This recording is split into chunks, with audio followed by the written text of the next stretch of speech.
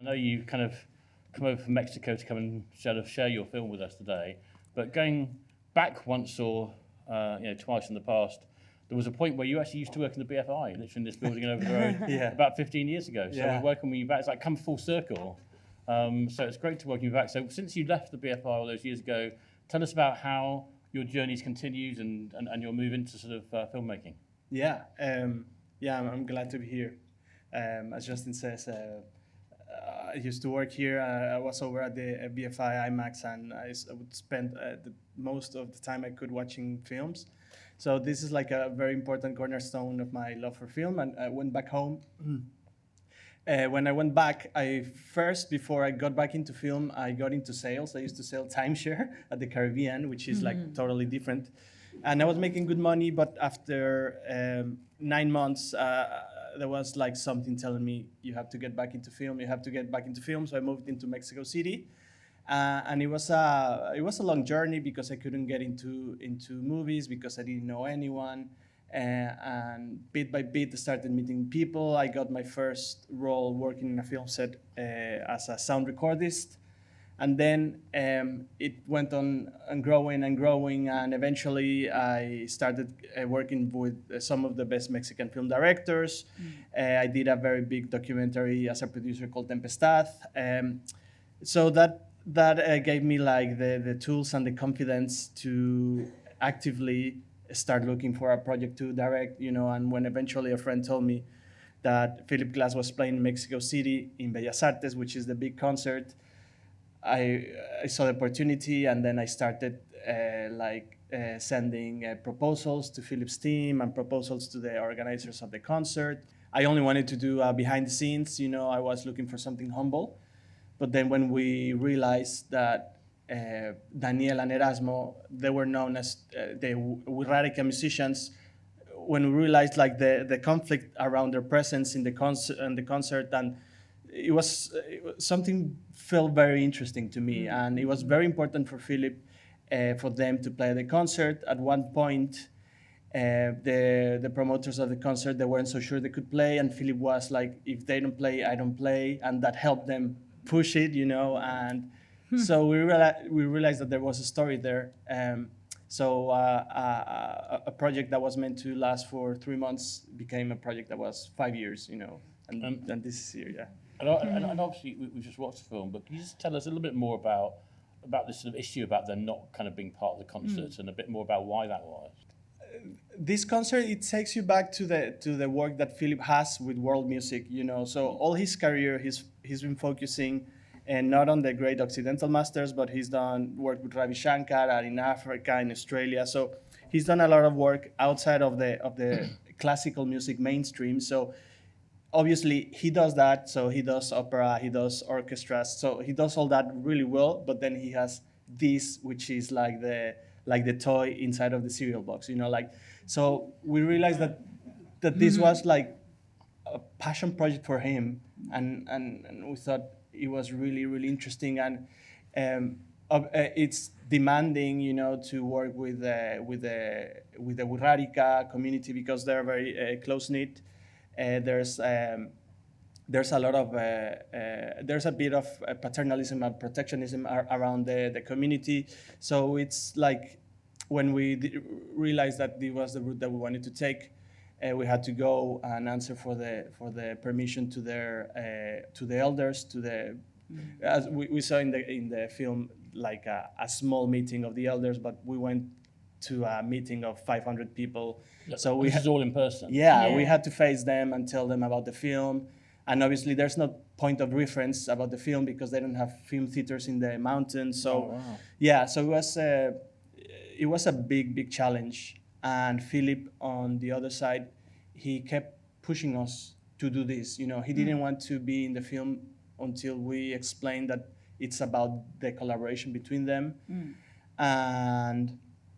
And in the community, they really didn't know about Philip Glass. They would ask me if I was the pianist, and I'll tell them, no, it's not me, it's someone else. But it was really something for us to then show the community what their musicians were doing outside of the community, And Kath, at what point did you get involved with the project? Oh, since the beginning. So we were working together in another film when we met. And when we realized that Philip Glass was coming to Mexico, we're both huge fans of Philip Glass since we're super young, right? So for us, it was a matter of when we realized that Leo Heiblum, which is also another producer from the film, that he was collaborating with Philip from like long time ago. We realized that it was something that we wanted to get involved with. And Enrique told me about the idea of doing this concert documentary, and we just finished with another company that I collaborate a lot. We just finished doing a concert with a music documentary with Roger Waters. So for me, it was like, why not, right? Let's try. So the project for me and for Enrique, we are very keen into telling stories that are like, that matter, right? So when we realized that there was a huge, beautiful concert, multi-camera, in this amazing venue, and it was a gift for us when they said yes. Of course, it was a challenging thing to do the process of getting in, and they allowing us to arrive, and this world is very enclosed also. So when we realized that they said yes, and we started filming it, we were mesmerized by all the situations that was happening there. But the storyline of Daniel and Erasmo was the most important one, because for us, it became this process of learning why, because usually the question is, why is Philip Glass collaborating with other musicians like this? For us, it was more like, why did this community, the Huichola Wixarika community, which is so enclosed, saying yes? So from the anthropological and also history and also like art and musical world, for us, it was super intriguing. So we had to do it, And obviously one of the things the film touches on is the fact that there's no kind of language between them in terms of their inability to speak each other's languages, but there is that kind of commonality of music which just sort of shines through as being kind of all-possessing. But in terms of from the film's point of view, did that create any challenges for you? Oh my God. Yeah, that was yeah. I understated it. Language was a big challenge. Obviously, you understand that part of the narrative has to be that they don't speak to each other, and Philip says it very nicely that they inhabit in the realm of music, which isn't so bad, and for us to work with them. I think, well, for instance, with Philip's side, the language has that he didn't have a lot of time. He's retiring to spend time with his family. He's 85 right now, so we had very little time with Philip. And this little time helped us shape what we have today. And with Daniela and Erasmo and the community, I mean, at first when we started working with Daniel, we did interviews. We would speak in Spanish. He would try to answer in Spanish, but it was very limited, right? So we were like, okay, you can answer in Wixarika, and we can ask in Spanish. So we'd ask in Spanish, he would answer in Wixarika. So it was a very long answer, which we didn't understand. So there was no connection there. So then when we went to the community, we had in the crew Wixarika people. So that made it click, because Eligio and Atsima, they are a brilliant couple. Eligio would pretty much direct the scenes in Wixarika. We would give him the tools, like the interviews, and also for instance, the elders, the elders, they feel more confident talking to their own people rather than a mixed blood or a mestizo, So a lot of things were happening with Wixarika, and behind Atsima was translating in the notebook with Kat next to her, and we're like, oh, okay, trying to understand, giving a bit direction.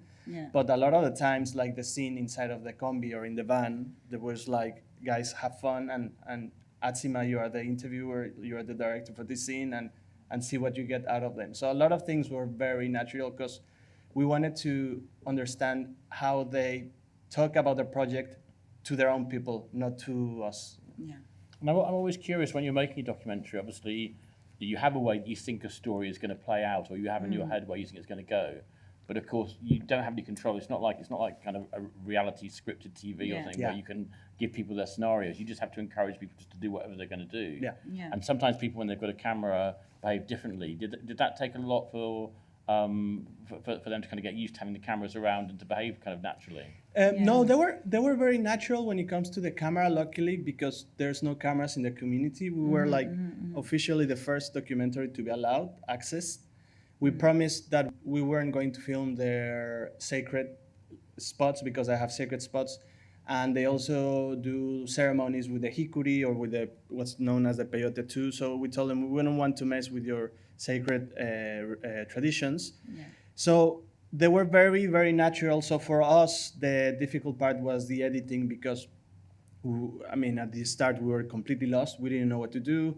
We had talking heads. We were thinking like, how can we introduce the Wixarika community to audiences? So in a moment we had anthropologists speaking. So it was something very, very Right, yeah. different. Yeah. And then when we decided to translate their music, which was like a challenge because the only guy who kind of understood the music was in a prison in Jalisco because of political things. So we had to send an assistant translator to prison to translate with him. And then it took another meaning, and Alfredo, this guy, passed away after he finished the translating. He passed away. That's who we dedicate the film to, because of an accident with a needle, and lack of care in prison. So it was really sad, but it was like really amazing that he finished it, and then this happened. And then in their music, they talk about their history. In their music, they talk about the beginning of the universe. So then that's when we felt sure that we didn't have to have any expert, any teacher, anyone else talk about their origins, but they do it through the music. So it's all in the music. So just to add something to that, so in Mexico we have 68 ethnicities of indigenous cultures, right? And most of them they're losing their way of communicating between their communities because they're trying to learn Spanish, and in some of the communities they're trying to learn English to be able to, like the Mayan community now speaks very fluent English, some of them, because of the tourism that is arriving there, thanks to the popularity of the culture, right? So for the Wixarika culture is a very enclosed community that has been taking care of their own since before the Spanish arrived, right? So then you have this culture that is trying to preserve their traditions, and they're afraid of letting mestizos, mixed race like us, in, right? Even if we come from indigenous heritage also. We are mixed race culture. Mexico, it's full of this. And this culture, when we started doing the questions, we said, answer them in Wira, right? And when he did, so 1 minute answer became like 20-minute answer, right? And we thought it was going to be super easy to like achieve the translation because Mexico, with all of the ethnicities, we do have lots of teachers that go into the anthropology field and try to rescue these things. It was super hard. So Atima and Eligio became these very important members of the team. We had to go and find them literally in the mountains to be able to collaborate with them in order to help translate the first batch of interviews. And I'm never gonna forget the moment when Enrique calls me and he sends me this first translation of Amalia. Amalia is a lady, right? So Amalia doesn't speak to us that much. She's ashamed of, well, not shy, she's shy. Not ashamed, she's shy with us. And it was the first time that we actually can read what they were talking about when they speak to the fire. And it was beautiful, it was a connection, a spiritual thing, that it was her like asking the deities if they could be there collaborating with us and like listening and speaking to us, because for them, rather than making their own decision, they have to go through a process of the elders. But the most important thing is what the fire has to say. So apparently we are one of the first documentaries, or at least the first documentary that the fire agreed to. Whatever that meant to them, Thank goodness for us. Yeah. And I mean, you talked about there were certain sacred spaces you couldn't film in. But were there any other parameters within which you had to work, both with them, but also with Philip as well? Yes, I mean, with them, with the Wixarika, besides the respect that we promised, we also promised that we would go back and show the film to the community, and that was like a whole journey. And that we were going to do it with a Wixarika team too, because we didn't want to be superficial, and it's not hard to admit that at the beginning it was beginning to look a bit superficial. So then you have to add and you have to solve around this. We went to the community. We hired a company that does inflatable screens, and we showed it in 5 different communities. and Kath would find like a wood oven to cook popcorn for the hundreds of Yeah. people, and it was amazing. And the kids were always the first in line. Yeah. And we showed them like very nice short films for kids, which probably they enjoyed more than the film. But we could see them like really eager for this. And for them, I mean, the film, yes, but for them it was the gathering of the event to have something together, you know. So that was really sweet. And just to finish with Philip Glass, Philip Glass was coming from another documentary, and he had a bit of a bad experience because it portrays a bit about his breakup and his Personal divorce. life, Yeah. yeah. So he was like really reluctant to have another team of documentary filmmakers into his life, which I understand. So we had to be patient with him and his people and tell him that it's not the kind of film that we wanted to do. We wouldn't be. It's about the culture. It's about the Yeah. culture, so we wouldn't be behind him or his kids.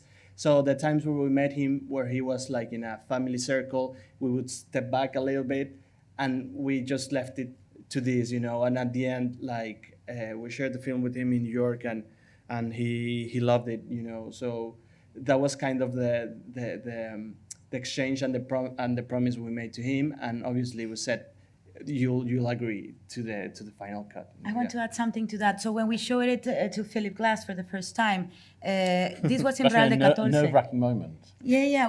Well, yeah, definitely. But for us, it was super, super interesting because we saw him in Real de 14. He always went to these journeys in Mexico where Dumbargen, their own production company, their own publisher. company, the publisher, they don't even know where he went to. He would just suddenly disappear, right? Whatever that means. For them, they would disappear, and then suddenly, with this documentary, they start realizing where he went. And when we went to Real de 14 to present an extract of one of the sequences that involves Daniel and Erasmo with the songs, we translated the first batch of songs, and Philip was super excited. And also the anthropologist that connected Victor, them, yeah. Victor, was super excited because it was the first batch of translations of very deep and spiritual music that talks about the history of this culture. Yeah. So for the first time in I don't know how many years at that moment, Philip and Victor were listening and were understanding what Daniel was trying to say. Yeah. So it was a amazing beautiful thing. Yeah.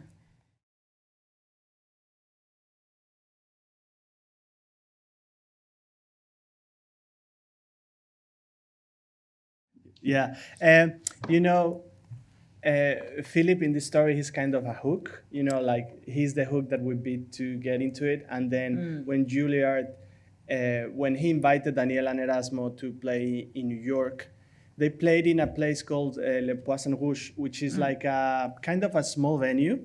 And we filmed the concerts, and then last minute they got an invitation to play in Juilliard and to play for the students. Juilliard is they're very proud of Philip. Philip spent some time of his career studying Juilliard before going on to Paris, I think, with Nadia Boulanger. So Juilliard were really excited, and we realized that Philip had a lot of stake in this to take Daniel and Erasmo to Juilliard, you know. So it was like a big statement, and that's why we left the teacher and his comment that 30 years in Juilliard and he had never seen indigenous music. So it's part of his argument, and Philip keeps on saying that Daniel is a performer as good as anyone on world stages, and that their music is as valuable as the Occidental masters. So that was I think that the importance of Juilliard, and also they were very, very connected on that performance. So the music that they played, it was very, very powerful to us.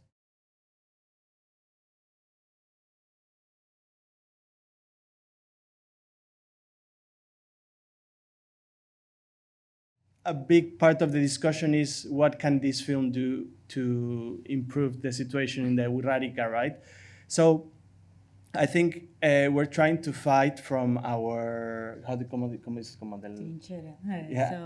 So yeah, we're fighting from our own from our side. So we're impulsing culture, right? So we're pushing for culture.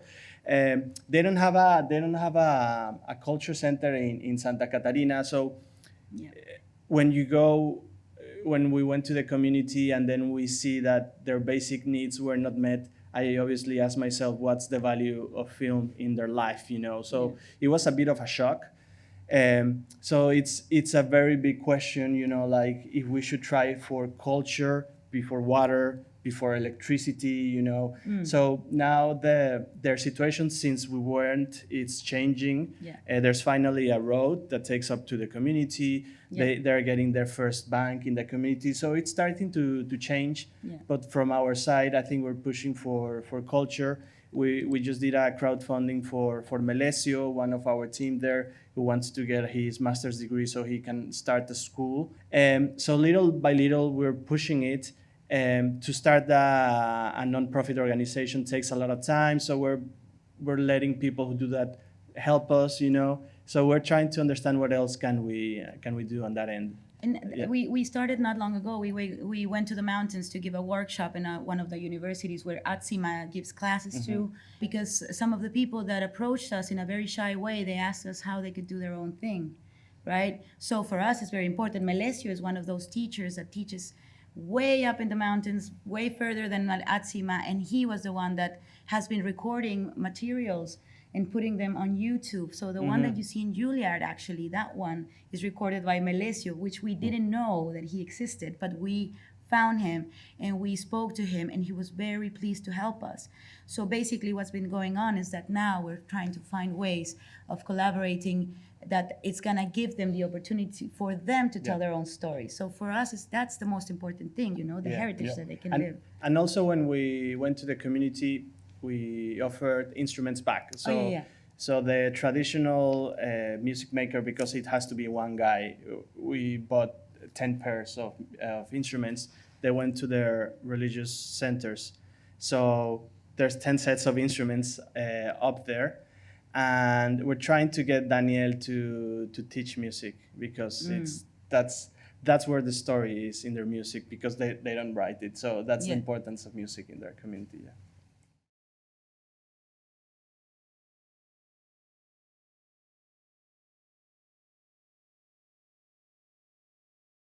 Kath and me, we went through the same thing with 500 people, and so it was a big, an important questioning about how much exterior influence should they allow in their community, you know. So at the end, this was in the central narrative of the film, you know, how much should they change. At the end, the main narrative is the journey of Daniel Medina, because his collaboration with Philip Glass put him in a risk where if he didn't make it in a responsible way, or the film, if it wasn't made in a responsible way, we could break his relationship with the community. So there was a lot of pressure there. And then when we went and shoot to the community, another set of elders, because there's like a cultural body of elders, they were angry with us because they didn't know that we were filming. So we had to do the process again. And this is when Eligio, the Wixarika assistant director, helped, because it was a whole discussion in Wixarika about what we were doing and who we wanted to share with, and if we were really doing what we said we were doing. So it was very tense. And at the end, on the last day, I told them, look, I would love to film like one of your meetings. It can be a smaller meeting, and you talk about what I would talk with Daniel, because it was important for us to understand how the discussion went on, you know. And they agreed, and basically it was all them talking about the importance or the danger of Daniel playing with a pianist. They didn't really care who was the pianist or if he was famous or not. They were really concerned about the culture because they want to preserve on what's theirs. And obviously they're losing part of this tradition, and the youngsters, they don't want to do this traditional music anymore because they want the honey in the big cities or modern music, you know. So we're lucky to have these honest questionings, and then the presence of the documentary itself was important, because then the documentary in a way became part of Daniel's journey, you know.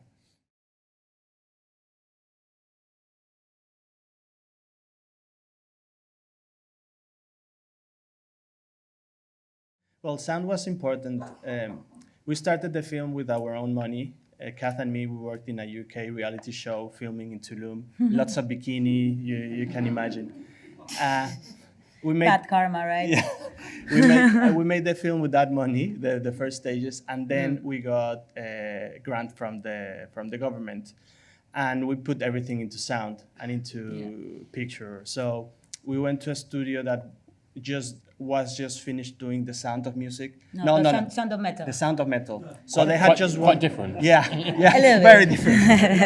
The Sound of Metal. So they had just won an Oscar for best sound, and we got one of the mixers, and we pushed for 5 weeks. Yeah. And so they were mixing inside of the mountains. So it was like a very good place for them to listen to music, listen to the sound of nature, to record nature if they wanted. So we were lucky enough to have the money and the tools we needed to get these sounds. And at the end, you can see that the music comes from nature. So it was really important to portray that. Yeah.